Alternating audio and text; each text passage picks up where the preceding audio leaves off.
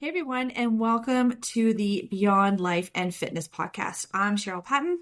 And I'm Megan Prince. We started this podcast as a way to connect with more people who are struggling to fit it all in. The workouts, the food, kids, work, and relationships. We know that we're not perfect, but we hope that through our struggles and our mistakes and our failures and our successes that we can help more people through their challenges and be successful. So if you want some tips and tricks to help you along your journey to be the best version of yourself, then this is it. Okay, so this is actually a take 2 of a podcast because I have no idea what happened to the first time we recorded it, so I'm sure it's going to be better the second time around.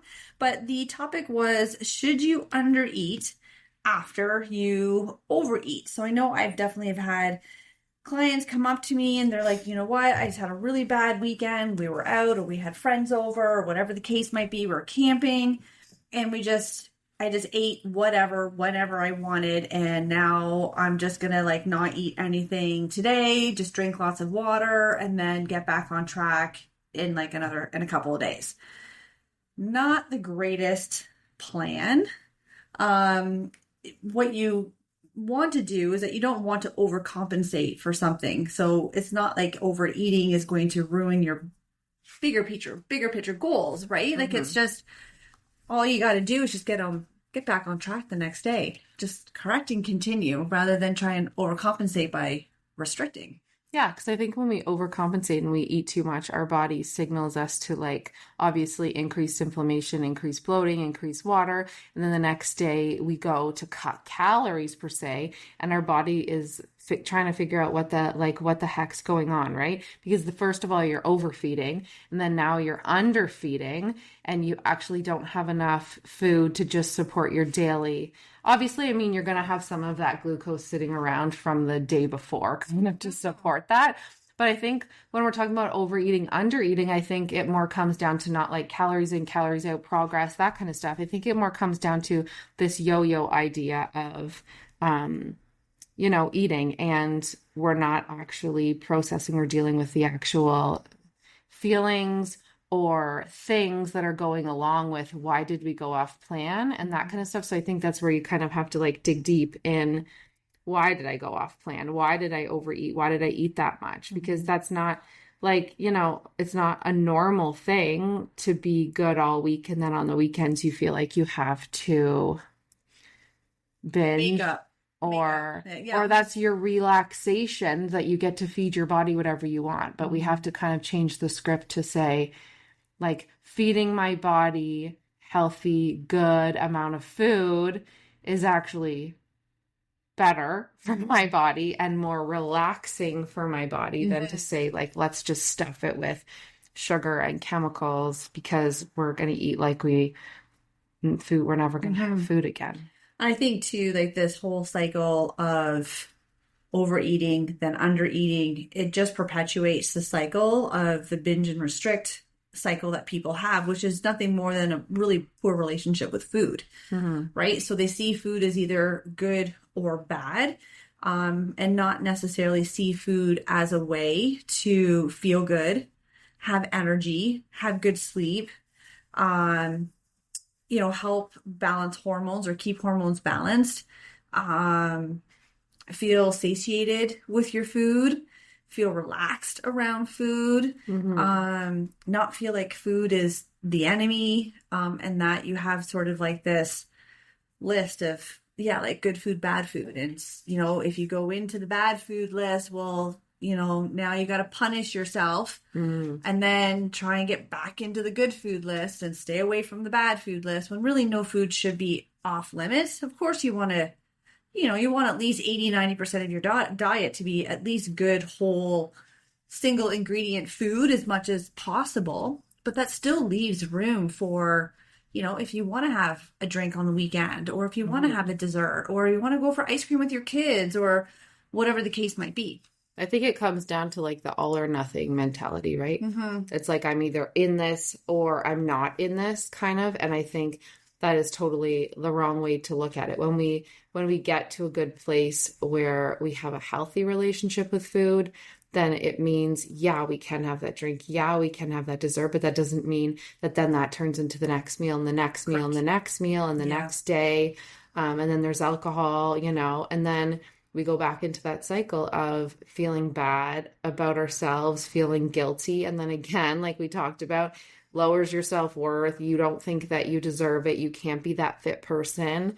When in reality, all we have to do kind of is just realize like it's okay to have those meals, but we still have to be really intentional about what we're eating, what we're putting into our bodies, why we're eating it. Because again, like I'm tired, I'm bored. I mean, legitimately, sometimes you're hungry, but if we don't deal with the underlying feelings, and life is so busy now that your weeks go by and you're so stressed out and you're so busy that when you get to the weekend, it feels like you're rewarding yourself. That's rewarding yourself for, this is the way that I'm going to relax by, giving myself food and doing nothing.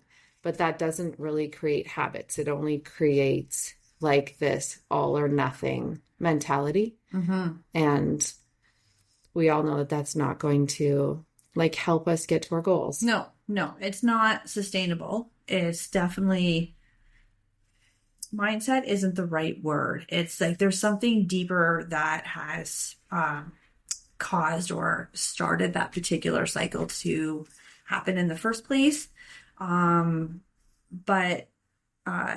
Yeah, I just really lost my train of thought. But yeah, it's it's a poor relationship with your food. And it's not a fun place to be. You want to be able to enjoy the food. You want to be able to be relaxed around food and not stressed out when you go out for dinner or you're having people over for dinner. Like, you want to be able to enjoy whatever you made, or you're going out to the restaurant to eat, you enjoy it, and then you're back on track with a homemade meal, the next meal, the next day, whatever the case might be, and you're mentally okay with that. Mm-hmm. So yeah, I think if you have a tendency of this binge restrict cycle, you tend to just undereat and really restrict the day after, an overeating binge, then there's definitely something deeper that needs to be dug up and discussed and just sort of worked on bit by bit so that you can have a better relationship with food, better food freedom, knowing that there are no foods off limits and that you can just live a life eating good food. Yeah, it just basically comes down to like your mental health around why you're doing this, why you're changing your life, what the reasons are. Because if you literally feel like on the weekends you need to, it's like when they talk about like you go on vacation to escape your life. Why can't you just make your life a vacation? Why are we always trying to escape it, right? So it's like people are using the weekends to escape what real life is. I don't want to go back on Monday. The weekends are just my time to relax. But when we can focus on the real things on the weekend of relaxing, giving our body rest, spending time with family, spending time in nature, spending time with our kids, doing things that we enjoy and love, I think we just get away from that. We more think about like some people just literally go into that freeze mode and shut down and I don't want to do anything. So I think it's really just dealing with emotions that are going along with your week and not showing up on Monday morning and I'm doing an extra hour of cardio because I ate on the weekend.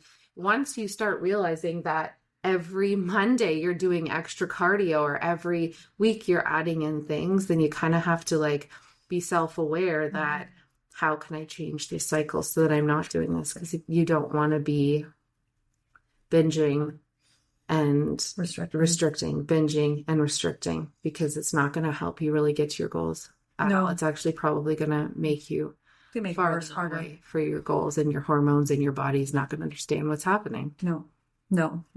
There's no trust between you and your body. So yeah.